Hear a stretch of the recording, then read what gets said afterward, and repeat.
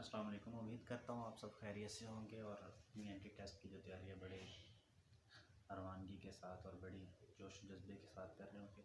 तो मैं कुछ एडवाइस करना चाहूँगा आपको, कुछ चीज़ें, कुछ हदायत जो जिनका आपने एमडी कैट के दौरान अपना ख्याल रखें। सबसे पहले तो ये है कि अपने पेपर को अटैम्प्ट किस तरह करना है। पेपर अटैम्प्ट करने के जो सबसे बेस्ट तरीक़ेकार है ना, वो ये है, पेपर से पहले आप अपनी तैयारी पूरी करके जाएँ। उस तैयारी में क्या क्या चीज़ें शामिल हैं कि आप अपनी पेंसिल्स, ठीक है, जो कि बॉल पॉइंट मार्कर नहीं चलेगी, बॉल पॉइंट्स लेके जानी है, 2-3 लेके जानी है, और जिनका जो पॉइंटर है वो थोड़ा सा मोटा हो, वो वाली, ताकि जो बबल फिलिंग का प्रोसेस है वो थोड़ा फास्ट हो।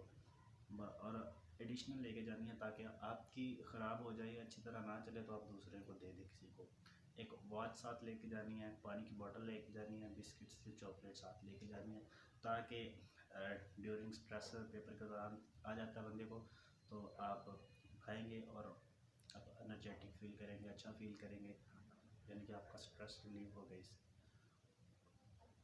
पेपर में बैठने के बाद आपने पेपर से ये नहीं कि पेपरों में ही नमाज़ें पढ़नी है, पेपरों से पहले भी नमाज़ें पढ़नी है। नमाज़ तो हमारे दीन का एक हिस्सा है, इससे एक अंदरूनी सुकून मिलता है, दुआएं करके जानी है और सूरह यासीन को डेली पढ़ने की रूटीन बनानी है, पेपरों में भी और पेपर की जो बगैर दिन है उनमें भी। क्योंकि अल्लाह ताला ने फरमाया कि नबी करीम सल्लल्लाहु अलैहि वसल्लम ने फरमाया कि जो बंदा सुबह उठ के सूरह यासीन की तिलावत करता है तो अल्लाह ताला उसके सारे कामों का ज़िम्मा अपने ज़ुम्मे ले लेता है। तो सूरह यासीन पढ़ने की आदत डालें, इससे भी आप ज़हनी तौर पे पुरसुकून रहेंगे और अपनी नींद अच्छी तरह पूरी करके जाएं। ज़्यादा स्ट्रेस लेने की ज़रूरत नहीं है। इन द लास्ट मिनट्स जो बंदे किताबें खोल के बैठे होते हैं कि ये भी कर ले, वो भी कर ले, तो जो पिछला पढ़ा हुआ होता है वो भूल जाता है, जो पढ़ा होता है वो भी नहीं पल्ले पड़ता। तो टेंशन नहीं लेनी, दूसरों से स्ट्रेसफुल नहीं होना, कोई जो करता है करे, आपको उससे क्या कोई मतलब नहीं है। आपने अपनी तैयारी करनी है, आपने अपना पढ़ना है, आपका अपना पेपर है, उसका अपना, उसकी अपनी किस्मत, सारे वसाइल और मसाइल उसके साथ जुड़े हुए हैं। पेपर सॉल्व करने के लिए आप पेपर में बैठ गए, अपनी वॉच को सामने रखें, ठीक है, और बड़े इत्मीनान के साथ, सुकून के साथ अल्लाह का नाम लेके शुरू करें। और पोर्शन में तो डिवाइडेड होता ही है। आपने एक पोर्शन लिया, फ़र्ज़ करें लेट्स सपोज आप बायो से स्टार्ट कर रहे हैं, बायो से स्टार्ट कर रहे हैं, तो आपने क्या करना है, आपने जो बायो के सबसे ईजीएस्ट क्वेश्चंस है ना, आपने पढ़ते जाना है और ऑप्शंस को लगाते जाना है और बबल फिलिंग का बहुत ज़्यादा ध्यान रखना है। यानी कि एग्जैक्ट नंबर चेक करना है, ऑप्शन चेक करने हैं, 2-2 3-3 दफ़ा, एक दफ़ा सवाल को पहले, सबसे पहले पूरा पढ़ना है, उसके बाद सारे ऑप्शन पढ़ने हैं एक एक करके। अगर करेक्ट ऑप्शन पहला है ना ए, फिर बी, बाकी जो ऑप्शंस हैं वो नहीं छोड़ने, सारे ऑप्शंस ही देखने हैं। उसके बाद आपने बबल फिल करना है। उसके बाद लेट्स सपोज एक मुश्किल क्वेश्चन आ गया, उस पर टाइम लगना है थोड़ा सा आपको, आप अगले क्वेश्चन पे मूव करें जो आपको आता है। इस तरह जो पहला है ना, पहली दफ़ा आपने वो सारे सवाल हल कर लेने हैं जो कि आपको 100% श्योर है, आपको पता है, कंफर्म है कि इसका यही ऑप्शन है, आपने वो लगा देनी है। दूसरी दफ़ा आपने पेपर को सॉल्व करना शुरू करना है और आपने देखना है कि जो क्वेश्चंस टाइम कंज्यूमिंग है ना, जिन पे आपको आते तो हैं लेकिन उन पर थोड़ा सा टाइम लगेगा, तो आपने उन क्वेश्चंस की तरफ मूव करना है। वो क्वेश्चंस करने के बाद आपने उन क्वेश्चंस की तरफ जाना है जिनमें आपको 50-50% है कि ये भी हो सकता है, वो भी हो सकता है। फिर आपने एक्सक्लूड करना शुरू कर देना है कि इसका डी भी नहीं बनता, सी भी नहीं बनता, बी भी नहीं बनता, तो प्रोबेबली जो मेरा दिल कह रहा है, मुझे अच्छा लग रहा है जो, वो ए है। ठीक है, अपने जहन में रखने कि उसका ए है, लेकिन यह है कि उसे 2-3 दफ़ा देखिए, उसे गो थ्रू करें, टाइम दें उसे, क्योंकि जब आप चीज़ पढ़ के जाते हैं तो आपका माइंड उस चीज़ पे काम करना शुरू कर देता है। तो शायद किसी न किसी जहन के किसी गोशे में वो पड़ा हो उसका आंसर, तो वो आपको याद आ जाए। और एंड पे वो क्वेश्चंस करने हैं जो आपको बिल्कुल भी नहीं आते, आपको कोई आइडिया नहीं है बिल्कुल, यहाँ आपने पहले वो टॉपिक्स ही नहीं पढ़े, या फिर उनको देखने के लिए आपने रेलिवेंस चेक करनी है कि ये ऑप्शन बन भी रहा है या नहीं बन रहा। अब दो ऑप्शन अगर सेम आ रहे हैं ना, तो वो दोनों ही नहीं है, उसके अलावा कोई ऑप्शन है। इस तरह आपने ऑप्शन को निगलेक्ट करना है। 4 है ना, 4 में से एक को निकाल दें कि ये किसी भी तरह इसका ऑप्शन नहीं बनता, पीछे 3 रहेगी। इसका ये मतलब है कि हमारी जो probability of to find the correct answer वो इंक्रीज हो रही है।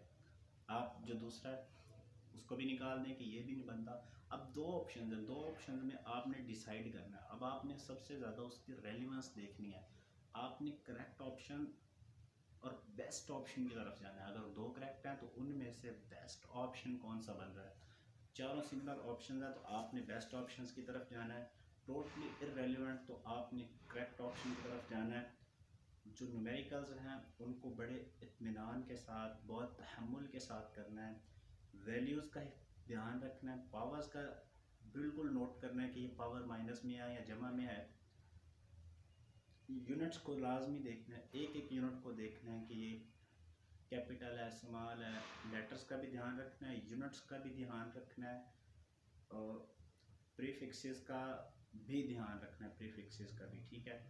और इसके अलावा आपने जो पॉइंट है, डेसिमल पॉइंट है, उसको लाजमी देखना है। बाद दफ़ा क्वेश्चन में दो ऑप्शंस होते हैं जिनमें सिर्फ एक पॉइंट का फ़र्क होता है, या एक पावर का फ़र्क होता है, या फिर यूनिट्स का फ़र्क होता है। और एक टिप ये भी है कि अगर फिज़िक्स के न्यूमेरिकल आप कर रहे हैं तो आपका ऑप्शन में फर्स्ट करें वेलोसिटी है, और जो नीचे ऑप्शन है उनमें वेलोसिटी के यूनिट वाले सिर्फ दो ऑप्शन है। इसका मतलब ये है कि बहुत जो बाकी दो हैं वो हमारा आंसर नहीं है। जो बाकी जिनके यूनिट्स सिमिलर है ना, यानी कि जो चीज़ हमें रिक्वायर्ड है, आप उसके यूनिट्स से भी डायरेक्टली देख सकते हैं। अगर आपको वैल्यूज़ नहीं ना आती, आपको सिर्फ उसके यूनिट्स आते हैं, तो बाज़ दफ़ा ऐसा होता है कि जो करेक्ट ऑप्शन है ना वही करेक्ट यूनिट्स के साथ होता है, वही करेक्ट पावर के साथ होता है।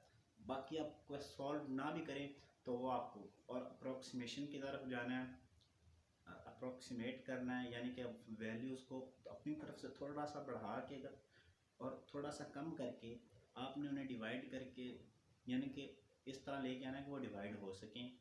और जो भी वैल्यू पॉइंट्स में आ जाए, 0.0012 को डिवाइड करें किसी पे तो 0.0012 को आपने पावर्स में कन्वर्ट कर देना है। पावर में कन्वर्ट करके पावर्स के जो रूल्स हैं उन्हें, लॉज ऑफ पावर को इस्तेमाल करके आप सॉल्व कर सकते हैं। और इंग्लिश में भी बड़े ध्यान से चीज़ों को पढ़ना है, इसमें रेलिवेंसी चेक करनी है कि रेलिवेंट है या नहीं है। बाकी बेस्ट ऑफ लक, अपनी रिविजन्स को स्ट्रॉन्ग करें इन दिनों में। आखिरी डेज में FLPs करें अच्छे से 2020 के और 2019 के, 2021 के नहीं, क्योंकि उसमें PMC का मवाद ज़्यादा है। और अगर आपने फेडरल पढ़ लिया पहले तो वेल एंड गुड। अगर आपने नहीं भी पढ़ी तो कोई मसला नहीं है, परेशान होने की ज़रूरत नहीं है। कोई फेडरल पढ़े, कोई रेड स्पॉट पढ़े, कोई KPK की पढ़े, हमें उससे कोई मतलब नहीं है। हमने वही चीज़ें करनी है जिनकी डिमांड सबसे ज़्यादा है, जिनमें से क्वेश्चन सबसे ज़्यादा पूछे जाने हैं, बाकी चीज़ों की तरफ नहीं जाना। और एंड डेज पे अपनी जो शॉर्ट लिस्टिंग है उसे भी लाजमी देखें। अपना बहुत सारा ख्याल रखें, अपनी नींद पूरी करें, इन दोनों को अच्छे से यूटिलाइज़ करें। ये दिन आपकी किस्मत और मुकद्दर को संवार सकते हैं, आप अपने ख्वाबों तक पहुँच सकते हैं। Wish you very best of luck. Allah Taala आपको कामयाबियों से नवाजे।